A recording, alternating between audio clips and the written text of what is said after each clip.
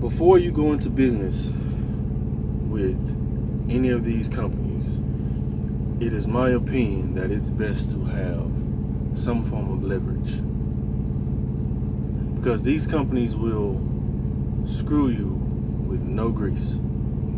They will exploit you to your very core. But at the end of the day, it's just business. It's nothing personal, right? But it's as if they bank on the average Joe believing in and trusting everything they tell you and just signing on the dotted line. Just signing the contract without reading it yourself. But see, I'm smarter than that. I just currently received like a 30-40 page contract to switch over from the company to contractor division.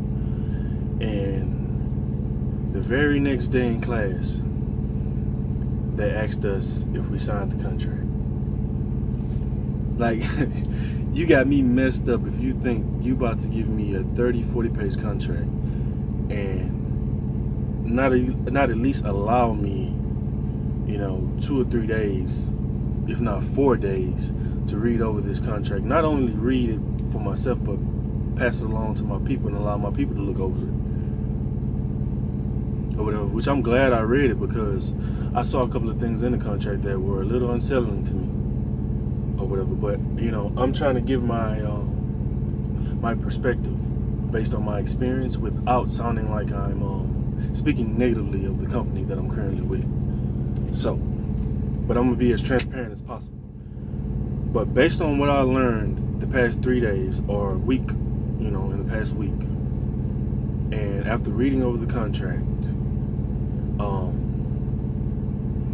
I've had time to process it, right? I feel like it's best to go into agreement with some form of leverage. For example, I'm in the trucking industry, so if you're in the truck, in my opinion, if you're in the trucking industry, right, and you want to be a lease operator, you want to go from a company driver to a lease operator or owner operator. So it's like you're moving up levels. You can apply this to any business concept, in my opinion. But if you want to move up levels, right, in the trucking industry, I have to at least be able to come to these people with, with good credit, good driving record, and a good amount of money set to the side. I feel like if you don't have at least those 3 things, then you don't have a leg to stand on, right? So if I can't come to them and say, hey, I've been driving 3 or 4 years, I have a clean driving record, no accidents, no tickets, my credit score is good, and I have a substantial amount of money for a down payment, and money to set to the side for maintenance.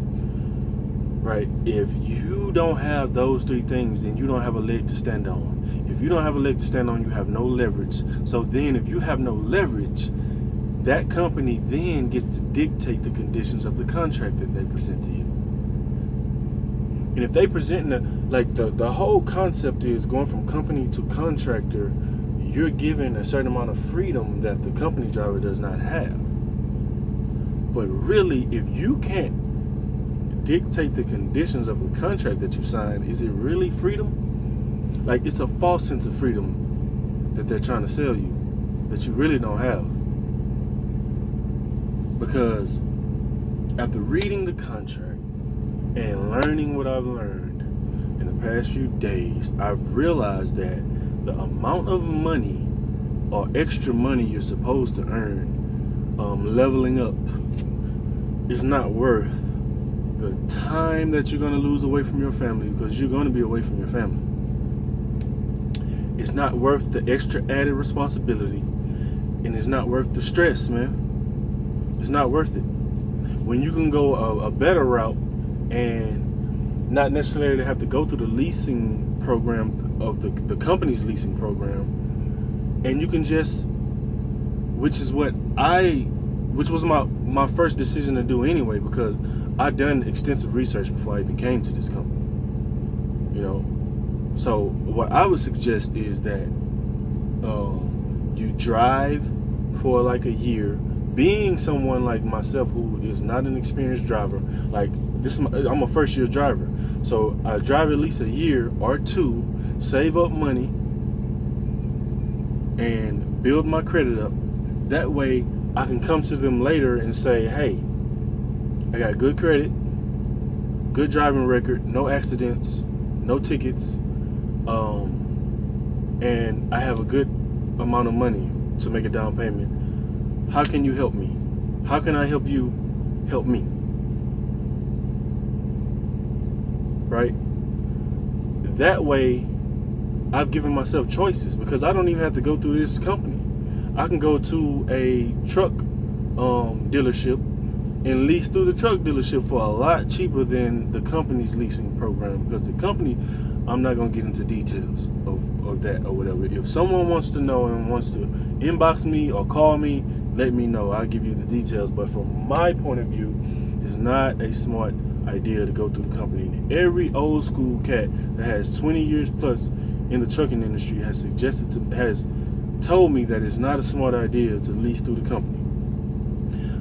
Everybody who advocates for the company leasing program is usually a young dude who probably didn't know no better, just like I didn't ask enough questions or whatever, and feel like they're making a good amount of money. But like somebody who, if they're getting screwed, but a prideful man is not going to admit that he's being screwed.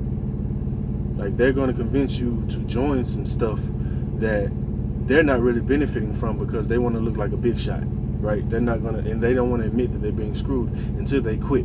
But I'm telling you, based on my experience, you know, and what I learned, because I went into this business class with an open mind, and I was considering it.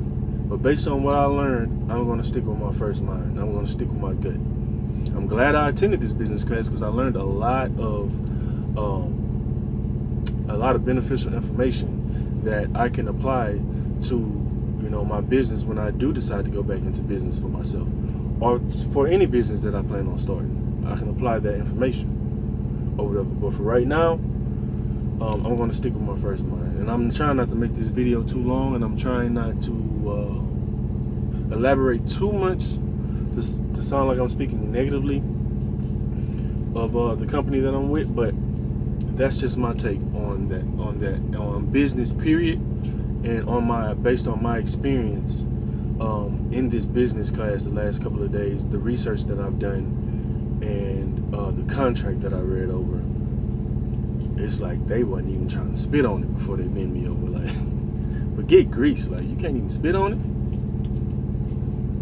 So yeah, I'm gonna go with my first mind, man. I hope the information that I gave and could help some people. If you want to know more information, you plan on going into trucking, hit me up in my inbox, call me. I can share with you what I've learned or whatever. But that's just my take.